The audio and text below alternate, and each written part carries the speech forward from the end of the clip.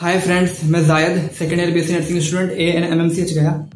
कभी आपने ये जरूर नोटिस किया होगा कि अगर आप क्रिकेट देख रहे हो या फिर फुटबॉल देख रहे हो तो अगर स्पोर्ट्स पर्सन की किसी भी तरीके से इंजरीज हो जाती है तो कुछ लोग होते हैं जो कि भागते हुए तुरंत प्लेयर के पास आते हैं। देखा होगा आपने, वो आखिर होते कौन है? वो होते हैं फिजियोथेरेपिस्ट। ठीक है, उनका काम होता है इंजरीज को ठीक करना। समझ रहे हो बात को? तो हम आज इस वीडियो में BPT के बारे में बात करने वाले हैं, मतलब कि बैचलर ऑफ फिजियोथेरेपी के बारे में हम बात करने वाले हैं, जो कि एक BCC के अंदर बहुत अच्छा सा कोर्स माना जाता है। इसका बहुत अच्छा स्कोप होता है फ्यूचर में। हम इस वीडियो में आगे सैलरी के बारे में बात करेंगे और ये डॉक्टर्स क्या क्या काम करते हैं उसके बारे में बात करेंगे, और भी बहुत तरह की बातें हो रही होंगी। ठीक है, तो देखो यार, जो भी ट्रीटमेंट जो मसल से रिलेटेड होती है, इंजरी से रिलेटेड होती है, जो कि या तो किसी के जिम में इंजरीज हो गई या स्पोर्ट्स में इंजरी हो गई किसी की, या फिर किसी तरीके का पोस्ट सर्जरी के बाद जो मूवमेंट होता है पेशेंट का, या फिर ICU के अंदर जो चेस्ट मूवमेंट होता है पेशेंट का, या फिर फ्रोजन शोल्डर हो गया, बहुत तरह का जो भी प्रॉब्लम होता है मसल से रिलेटेड, उसको फिजियोथेरेपिस्ट सही करते हैं। और एक और बात इसमें जरूर ध्यान देने वाली बात है कि इसके नाम के आगे डॉक्टर लग जाता है। जो भी BPT कर रहे होते हैं उनके नाम के आगे डॉक्टर लग जाता है, जबकि BSc नर्सिंग में ऐसा नहीं होता है। ठीक है, ये 4 साल का कोर्स होता है और 6 महीने का इंटर्नशिप होता है इसमें।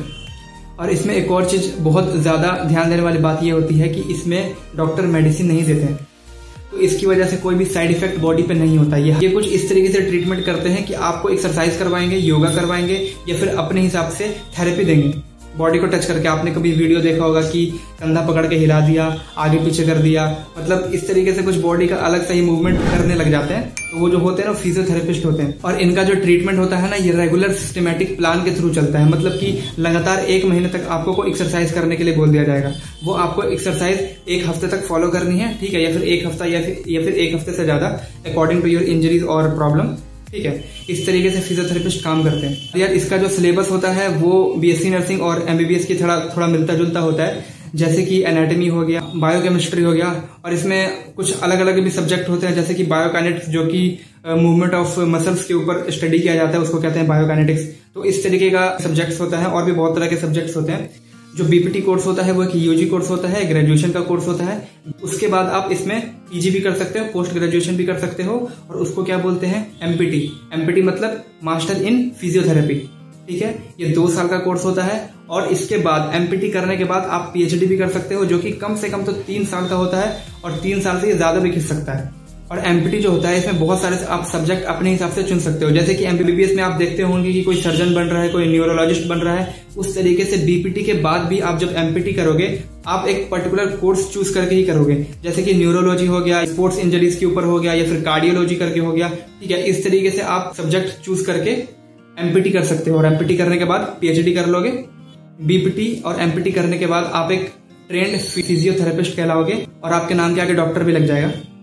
और मान लो आपने पूरा का पूरा कोर्स कंप्लीट कर लिया और आप एक फिजियोथेरेपिस्ट बन चुके हो, एक फिजियोथेरेपिस्ट डॉक्टर बन चुके हो, तो उसके बाद आपको क्या करना रहेगा? आपको किसी का मूवमेंट को रिस्टोर करना रहेगा, या फिर पैरालिसिस पे जो प्रॉब्लम होती है उसको सॉल्व करना रहेगा, या फिर हॉस्पिटल में भी आप काम कर सकते हो, और ICU में भी आप काम कर सकते हो। ICU में आप चेस्ट मूवमेंट और भी बहुत तरह की जो मूवमेंट होती है, जो कि अगर किसी की सर्जरी होके आई है तो उसमें भी आपका बहुत सारा योगदान होता है। साथ में आप जो जिम होती है या फिर स्पोर्ट्स में जो इंजरीज होती है उसको भी आप ट्रीट करने के काबिल बन जाते हो बिना किसी मेडिसिन के।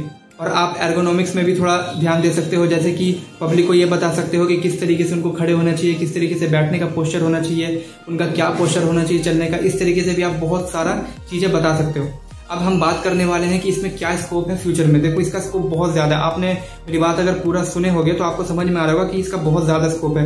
क्योंकि देखो, स्पोर्ट्स कभी बंद होने नहीं वाला है, ठीक है, और लोग चलते फिरते गिर जाते कहीं भी, मतलब मजाक की बात नहीं है कि चलते फिरते किसी के साथ कोई भी एक्सीडेंट हो सकता है, मसल की प्रॉब्लम हो सकती है, किसी भी तरह का और भी प्रॉब्लम हो सकता है। ठीक है, जिम चलता ही रहता है, पब्लिक जिम में जाती ही है और एक्सरसाइज करती है, जिम मारती है, डंबल उठाती है, किसी भी तरह का इंजरीज तो होता ही रहता है पब्लिक को। इतना तो आपको समझ में आ रहा है। ठीक है, अब उस इंजरीज को ठीक करने वाला भी कोई होना चाहिए। और एक और चीज, जो डॉक्टर होते हैं ये क्या करते हैं? मेडिकल प्रिस्क्रिप्शन देते हैं, लेकिन जो फिजियोथेरेपिस्ट होता है वो मेडिसिन नहीं देता है। मतलब कि कोई साइड इफेक्ट नहीं होगा अगर आप लोग किसी को भी ट्रीटमेंट दे रहे हो तो, ठीक है ना।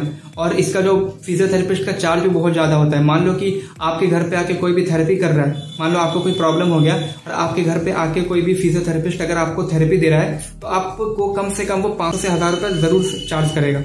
ठीक है, उससे कम चार्ज नहीं करता है। और आप अगर चाहो तो एज अ फ्रीलांसर या फिर आप इंडिविजुअल ही बिना किसी जॉब के भी पर डे का 1000 से 5000 रुपये आराम से बना सकते हो।